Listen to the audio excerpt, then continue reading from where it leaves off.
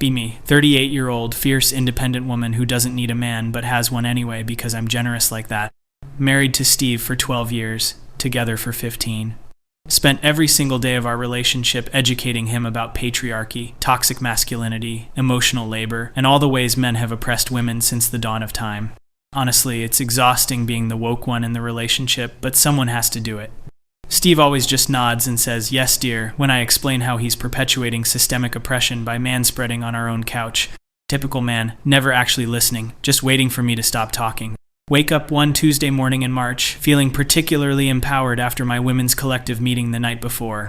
We spent 3 hours discussing how marriage is a patriarchal institution designed to enslave women. The irony of being married while having this discussion is not lost on me, but I stay married to show Steve what a truly liberated woman looks like. Come downstairs expecting Steve to have made breakfast because emotional labor and all that. He usually does the cooking because I explained years ago that expecting women to cook is rooted in gender stereotypes. Kitchen is empty. Check the living room, nothing. His car is gone from the driveway. Probably went to get groceries, another task I delegated to him because women have been doing domestic labor for free for centuries. I notice an envelope on the kitchen counter with my name on it. It's handwritten in Steve's annoyingly neat handwriting. He probably wrote some apologetic note about forgetting to tell me he was running errands. Men are so inconsiderate, always doing things without communicating. Open the envelope and start reading. My hands start shaking by the second paragraph. This isn't an errand note. This is divorce papers. Divorce papers. Attached is a letter explaining that he's leaving me, effective immediately. He's already gone, moved out, taken his things. Wait, when did he take his things? Run upstairs to our bedroom. His closet is completely empty. How did I not notice this? Run to his home office. Completely cleared out. His desk, his computer, his books, everything gone. The room is just empty furniture. How is this possible? I was just in here yesterday looking for my phone charger. No, wait. When was the last time I was actually in his office? He always kept the door closed, said he needed privacy for work calls. I told him that demanding privacy is a red flag for emotional unavailability, but he kept doing it anyway. Typical man, never listening to women's concerns. Run back downstairs, grab the letter with shaking hands. Read it more carefully this time. He writes that he's been planning this for over 3 years. 3 years. He opened a separate bank account I didn't know about. Been funneling money into it from his bonuses and side projects. He's been seeing a lawyer for 18 months. 18 months. He moved his stuff out gradually over the past 6 months, just a few boxes at a time to a storage unit. He timed it for when I was at my women's collective meetings every Monday night. Those meetings where I was literally discussing how to recognize controlling behavior in men. The audacity. The absolute audacity. Keep reading, my blood pressure rising with every sentence. He writes that he's kept meticulous records of everything. Every time I screamed at him for minor things. Every time I told him his feelings didn't matter because men have privilege. Every time I made him sleep on the couch for imagined offenses. He documented all of it. He has recordings, journals, everything. Wait, recordings. When did he record me? He writes that he started recording our interactions 2 years ago after consulting with his lawyer. One-party consent state, completely legal. I feel like I'm going to throw up. He has videos, apparently. Videos of me throwing things during arguments. Videos of me telling him he's a worthless example of his gender. Videos of me explaining that he can't understand real problems because he's a man. All of this is in his letter, itemized like a grocery list. My throat is tight, I can't breathe properly. Keep reading because I'm a glutton for punishment, apparently. He writes about the finances. Oh God, the finances. The house is in his name only. Wait, what? No, that can't be right. Run to the filing cabinet where we keep important documents. He's taken everything. Every deed, every title, every important paper. All that's left are my personal documents and some utility bills. Run back to the letter. He explains that the house was his before we got married. I moved into his house. He never added me to the deed despite me asking multiple times. I thought he was just being lazy about it. Now I realize he was protecting his asset. The cars are both in his name too. He's leaving me one car, how generous. The older one, of course. The one I always complained about. He took the good car, the luxury SUV, the one I picked out and made him buy. This can't be happening. Read about the bank accounts. Our joint account has exactly $5,000 in it. That's it. $5,000. He writes that this is more than generous considering I haven't worked full-time in 7 years. I had to quit my job at the nonprofit because it was too stressful. He supported me completely. I did freelance consulting for women's organizations, but that barely paid anything. It wasn't about the money, though. It was about making a difference.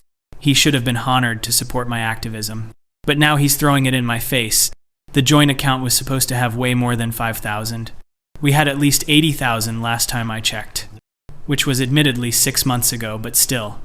He's been moving money out slowly. His lawyer told him exactly how much he could legally move. He's been paying himself back for supporting me all these years, apparently, calculating how much I would have contributed if I'd worked. Subtracting that from the joint account. Who does that? What kind of person plans something like this? Keep reading through tears now. He addresses every argument I might make. He knows me so well, it's creepy. He writes that he knows I'll say he's abandoning me. But he's provided me with enough money to get on my feet. $5,000 to get on my feet. The audacity. He knows I'll say he's doing this out of nowhere. So he's included a timeline of when he told me he was unhappy. There's a whole attachment. A spreadsheet. Dates, times, what he said, how I responded. Entries going back years. I flipped to the spreadsheet with trembling hands. June 3rd, 2019, told her I was feeling unappreciated. She said, men who need appreciation are fragile and suffering from toxic masculinity. September 14th, 2019, asked if we could go to couples counseling. She said counseling is a scam designed to make women compromise their boundaries.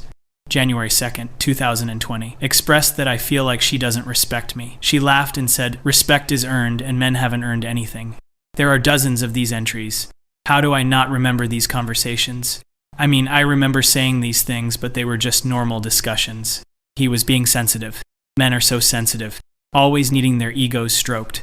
But apparently he was documenting everything, building his case, planning his escape. The betrayal burns in my chest. Go back to the main letter. He writes that he's thought about this carefully. He's considered my perspective. He's read all the feminist literature I made him read. He's attended the workshops I dragged him to. He's listened to all my lectures about gender dynamics. And he's concluded that I don't actually want equality. I want superiority. I want to punish him for being born male. I want to make him atone for sins he never committed. How dare he twist my activism into something ugly. I was educating him. I was making him better. I was helping him overcome his socialization. But he's framing it like abuse. He actually uses that word. Abuse. Says he's been in an emotionally abusive relationship, that I've been the abuser. This is absolutely insane. Men cannot be abused by women. Women don't have the systemic power to abuse men. I literally explained this to him hundreds of times. He even quotes me in the letter. Uses my own words about how abuse requires power plus prejudice. Then systematically explains how I had all the power in our relationship. Financial power, because he couldn't spend money without me criticizing him. Social power, because I controlled who we saw and when. Emotional power, because I decided when he was allowed to be upset. Physical power, because I never faced consequences for hitting him. Wait, he's bringing up the hitting. Oh God, he's bringing up the hitting. It was barely hitting. I pushed him a few times during arguments. Slapped him once or twice when he was being particularly dense. Threw some objects in his general direction. But I never, really hit him. I'm 5'4", and he's 6'1". I couldn't hurt him if I tried. But apparently his lawyer disagrees. Apparently there are laws about domestic violence that don't care about height differences. Apparently he has evidence of injuries. Photographs time-stamped and everything. When did he take photographs? Probably right after our arguments when he would lock himself in the bathroom. I thought he was being dramatic. He was documenting. Always documenting. Building his case like a lawyer. No, wait, he had an actual lawyer. They were building this case together. I need to sit down. I'm already sitting. I need to lie down. Go to the couch and collapse. Stare at the ceiling. Our whole marriage was a lie. No, wait. He made it a lie by being dishonest. He should have told me he was unhappy. Except according to his spreadsheet he did. Multiple times. But those don't count because he should have made me understand. He should have communicated better. Men are such bad communicators. Always expecting women to read between the lines. Wait. I'm the one who didn't listen. No, that's not right. I listened. I just disagreed. Disagreeing isn't the same as not listening. But apparently to him it was. Apparently he needed me to validate his feelings. But his feelings were based on patriarchal conditioning. I couldn't validate that. I had a responsibility to correct him. to educate him, to make him better. But he didn't want to be better, apparently. He wanted to be coddled. Like all men. Babies, all of them. My phone buzzes. Text from my best friend Rachel from the Women's Collective. She's asking how I'm doing. How does she know? Another text comes through. She says Steve's lawyer contacted her as a potential witness. What? He's been contacting my friends, documenting things they saw. Rachel says she has to be honest about what she witnessed. Witnessed what? She saw me throw a glass at him once at a dinner party. That was years ago. He provoked me. He contradicted me in front of people. He made me look stupid. I had to respond. But Rachel is going to testify about it, apparently. Another text. She says she loves me, but she has to tell the truth. She saw how I treated him. She was concerned, but didn't want to say anything. Didn't want to break feminist solidarity. But she can't lie under oath. I throw my phone across the room. It hits the wall and cracks. Great, now I need a new phone. Steve's fault for upsetting me. Everything is Steve's fault. He's the one who gave up. He's the one who abandoned our marriage. He's the one who planned this elaborate escape. Like I'm some kind of prison warden. I was just trying to have an equal partnership. Equal partnership where I made all the decisions. No, that's not fair. He could make decisions. He just usually made the wrong ones, so I had to correct him. That's not controlling, that's helpful. I was helping. Why couldn't he see I was helping? Get up from the couch. Need to do something. Need to fix this. Call Steve's phone. Goes straight to voicemail. Of course he blocked me. Coward. Can't even face me directly. Has to hide behind lawyers and letters. Typical man behavior. Conflict avoidant. Emotionally stunted. Try calling from the landline. Wait, do we still have a landline? Check the phone jack. It's disconnected. He disconnected the landline. When did he do that? How much did I not notice? How long was I sleepwalking through this marriage? No, I wasn't sleepwalking. I was present. I was engaged. I was working on our relationship constantly. Constantly explaining, educating, correcting. That's engagement. That's caring. If I didn't care, I wouldn't have spent so much energy trying to fix him. But he sees it as something else. He sees it as criticism, as contempt, as abuse. The word keeps echoing in my head. Abuse. I'm not an abuser. Abusers are bad people. I'm a good person. I fight for justice. I fight for equality. I've dedicated my life to making the world better. How can someone like that be an abuser? But then I remember the things he listed. The yelling. The throwing things. The hitting. The controlling behavior. The isolation from his friends. Wait, when did I isolate him from his friends? I just pointed out that his friends were sexist. Brad, who always made jokes about women. Tom, who worked in finance and was clearly a capitalist pig. Marcus, who voted Republican. I didn't say he couldn't see them. I just made it unpleasant when he did. Asked a lot of questions about why he needed male friends. Suggested he was avoiding emotional intimacy with me. Made him feel guilty for choosing them over me. Eventually, he stopped seeing them on his own. His choice. Totally his choice. I didn't force anything. But the result was the same, I guess. He had no friends. Only my friends. Only people from my world. All women or properly educated feminist men. All people who agreed with me. All people who reinforced my perspective. He was completely surrounded by my ideology. With no outside perspective. No support system. No escape. Oh God. What did I do? No, wait. No. I didn't do anything wrong. I was creating a safe space. Safe from toxic masculinity. Safe from patriarchal thinking. Safe from bad influences. He should have been grateful. Instead, he was plotting, scheming, lying, moving money, seeing lawyers, documenting everything, waiting for the perfect moment to strike. And I never saw it coming, because I thought I had him trained. No, not trained. Educated. I thought he was finally getting it. He was so agreeable the last few years. Always saying yes. Always apologizing. Always doing what I asked. I thought I'd finally gotten through to him. Turns out he was just playing along. Gathering evidence. Waiting for his moment. How long has he been dead inside our marriage? How long was I talking to a ghost? Someone who looked like my husband but was actually just waiting to leave. The thought makes me nauseous. Run to the bathroom and throw up. When did I last eat? Can't remember. Look at myself in the mirror.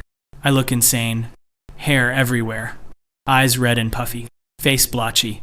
This is what he's done to me. Reduce me to this. I'm a strong, independent woman. I don't fall apart over men. Men are replaceable. I've said that 1,000 times. Men are replaceable, women are essential. So why does this hurt so much? Why does it feel like my chest is caving in?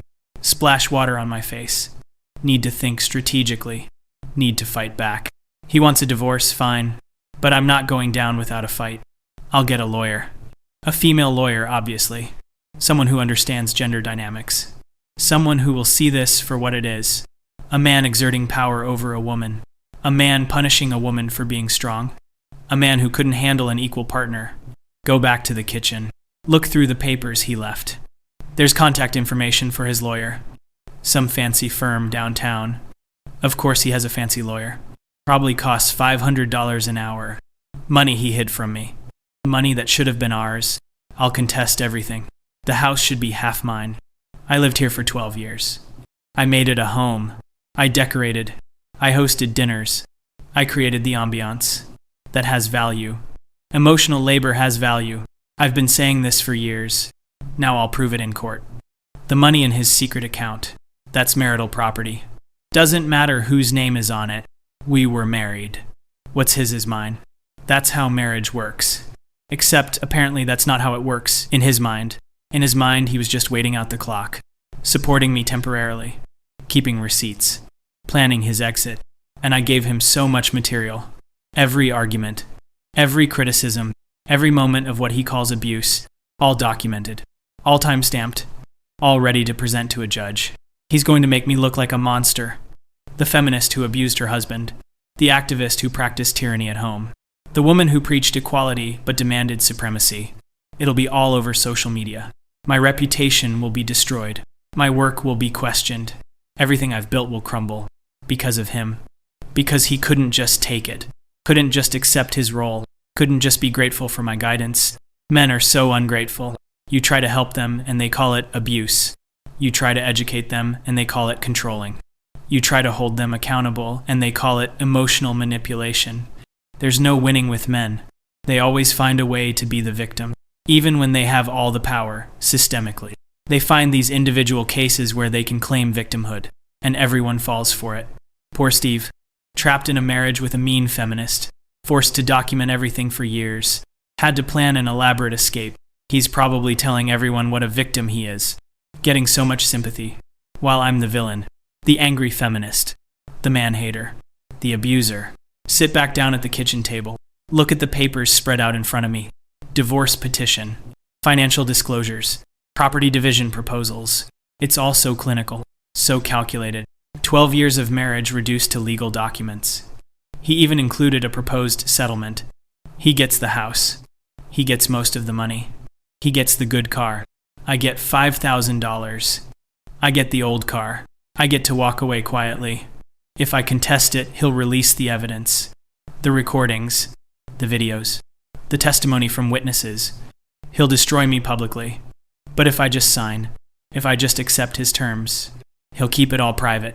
He'll let me maintain my dignity, my reputation, my career such as it is. It's blackmail, emotional blackmail, financial blackmail, reputational blackmail, and it's completely legal apparently. His lawyer made sure of it. Every move calculated. Every step planned. Years in the making. And I never suspected a thing. Because I was so sure of myself. So sure of my worldview. So sure that I was right and he was wrong. So sure that my perspective was the only valid one. I never considered that he might have a point. That I might be wrong. That I might be the problem. No. I'm not the problem.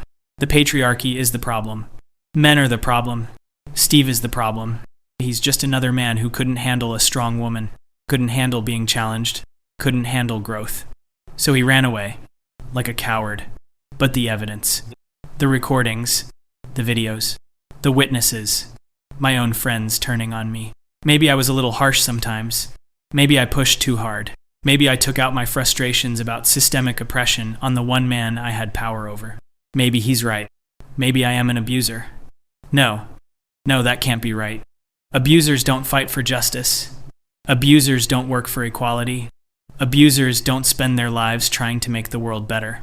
But maybe that's what all abusers tell themselves. Maybe everyone is the hero of their own story. Maybe I've been the villain all along and couldn't see it. My hands are shaking again. I feel cold. So cold. Get up and turn up the heat. Wait, can I afford to turn up the heat? $5,000. That's all I have. Need to find a place to live. Need to find a job. A real job, not freelance consulting. Who's gonna hire me? I'm 38 with a 7-year gap in my resume. My last real job was at a nonprofit that folded.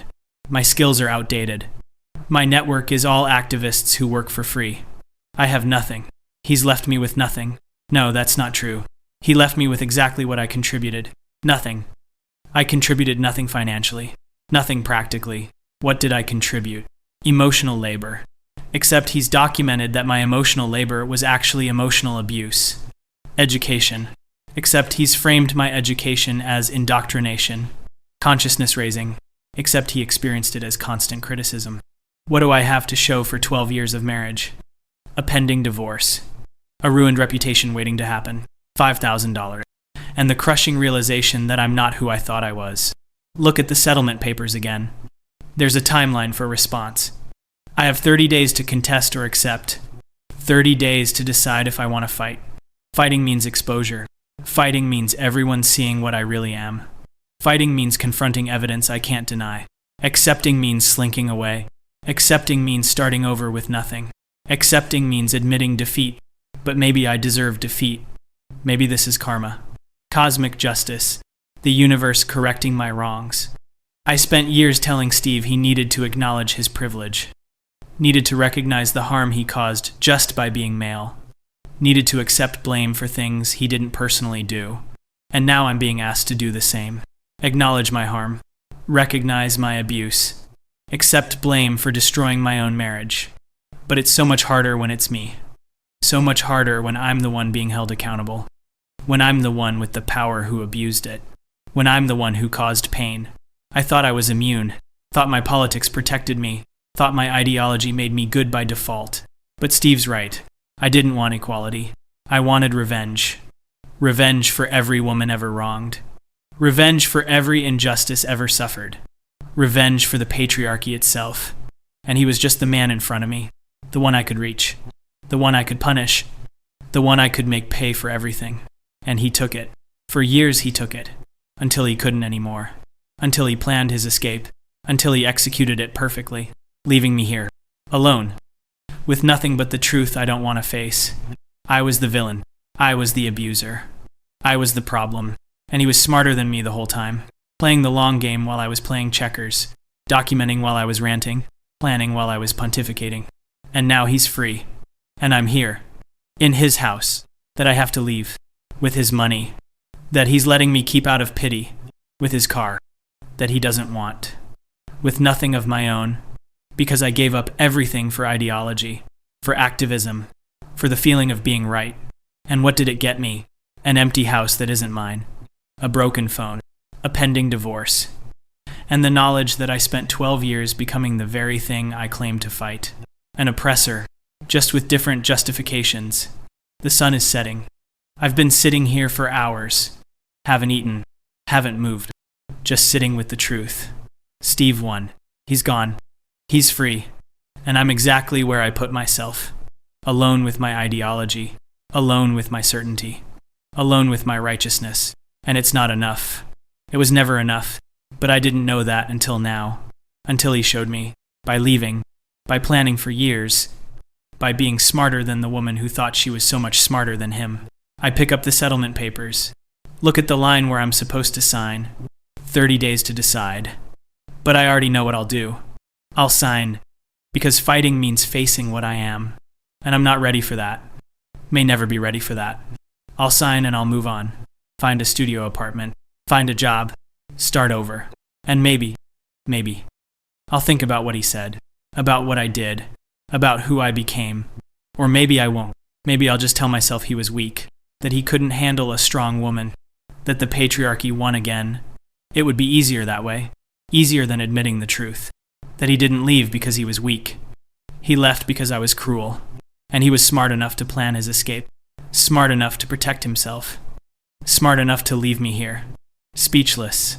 Defeated. Alone. Exactly what I deserve.